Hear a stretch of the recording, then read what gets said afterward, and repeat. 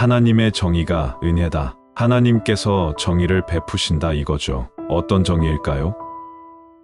인자가 이 세상에 올 때 예수님이 이 땅에 오셨고 후반절에도 예수님이 고난 받으시고 십자가에서 죽으실 것을 제자들에게 말씀하고 있는데 인자가 다시 이 땅에 다시 오실 때 그때 과연 하나님께서 무엇을 보시겠느냐? 이 세상에서 이 믿음을 발견할 수 있겠느냐?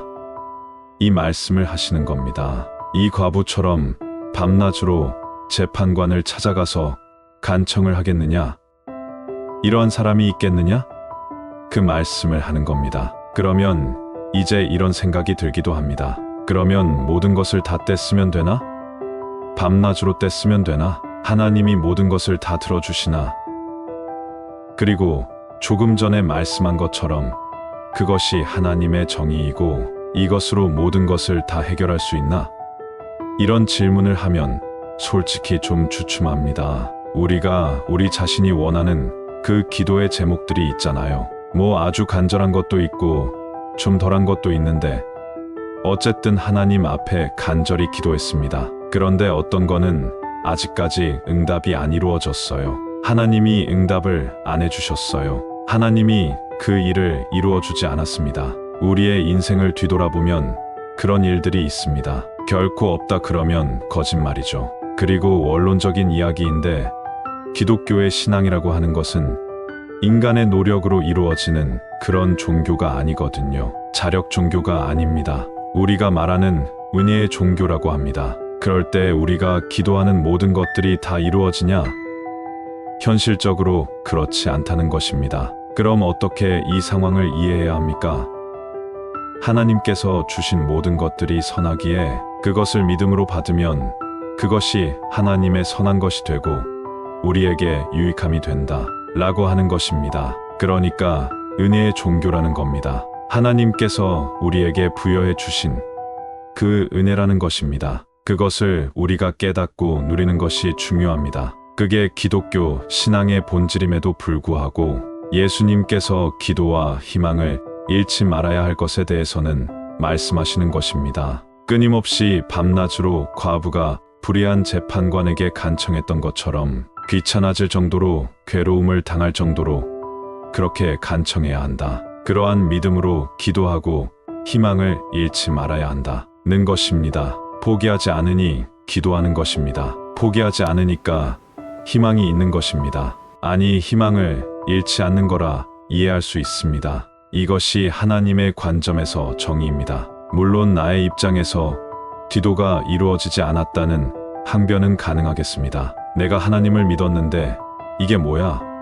되는 게 하나도 없네. 이렇게 말할 수 있을 수 있습니다. 그러나 가만 생각해보면 나에게 주어지지 않는 것이 나에게 유익이 될 수 있는 것이고 나의 수준에 딱 맞게 주신 것이라 이해할 수도 있는 것입니다. 이런 의미에서 모든 인생들에게 주어지는 공평성, 그게 하나님의 관점에서는 정의라 하겠습니다. 그러니 나에게 주어진 은혜에 감사하는 것이 신앙적 자세라 하겠습니다. 거듭 말씀을 드리지만 나의 관점에서 모든 것들이 이루어지지는 않습니다. 우리는 간증이란 것을 통해서 업적과 성과에 대해 많이 들었기 때문에 생긴 오해일 수도 있겠습니다. 내 욕심으로 시작된 기도, 이것과 좀 연관돼서 처음에는 우리가 기도할 때는 사실상 나의 필요를 또는 내 욕심으로 기도를 시작을 할 수 있습니다.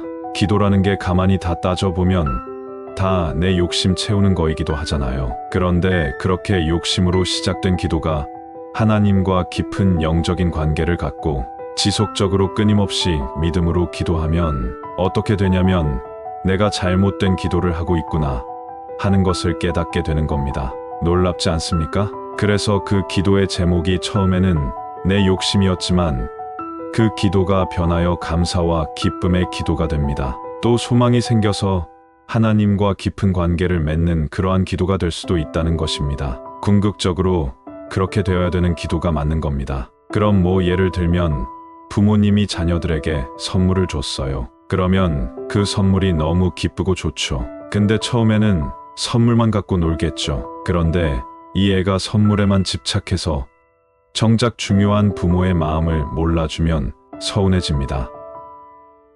서운하기보다는 이게 뭐야?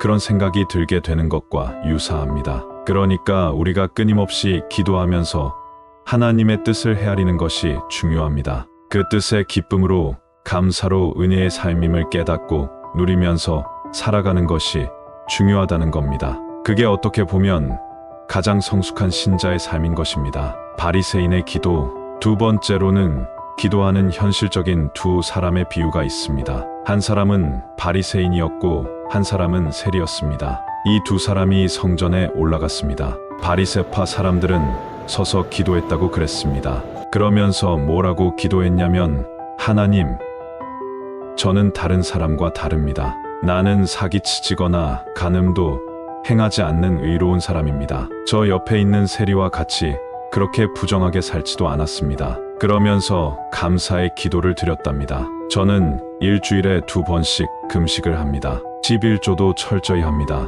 이렇게 자기를 자랑하는 기도를 했다는 겁니다. 유대인들의 관점에서 보면 정말 모범생이죠. 누구나 할 수 없는 이 바리새인의 기도는 다른 사람들도 다 하고자 하는 선망받는 기도입니다. 그런데 정작 예수님께서는 이 바리새인의 기도보다 세리의 기도에 더 깊은 관심을 갖고 계시다는 것입니다. 칭찬받은 세리의 기도.